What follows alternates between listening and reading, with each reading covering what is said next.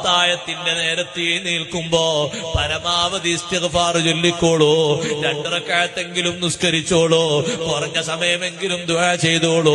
ഖുർആനോത്തിന് 24 മണിക്കൂറിൽ ഏറ്റവും ശ്രേഷ്ഠതയുള്ള സമയം അന്നും ഇന്നും എന്നും അത്താഴത്തിന്റെ നേരമാണ്.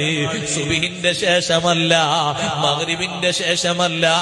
സൈനുദ്ദീൻ മഖ്ദൂം റളിയല്ലാഹു അൻഹു ഫതുൽ മീൽ പഠിപ്പിച്ചില്ലേ, ഖുർആനോത്തിന് ഏറ്റവും ശക്തിയുള്ള സ്ഥലം വഖ്തുൽ അസ്ഹാർ. ഒരു പേജെങ്കിലും എന്നും പതിവായി റമദാനിൽ ഓതാൻ ഒരുമിക്കോ. സമയം അതിനു വേണ്ടി നീക്കിവെച്ചോ.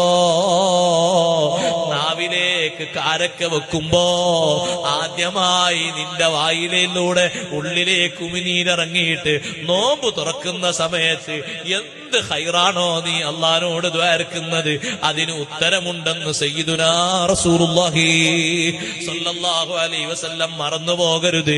അന്നാന്നത്തെ നോമ്പ് അല്ലാഹ് കബൂലാക്കി തരാൻ ഒന്ന് ദുആ ചെയ്തോ. വൈകല്യങ്ങൾ ധാരാളമല്ലേ, നമ്മൾ മാസൂമീങ്ങളല്ലല്ലോ.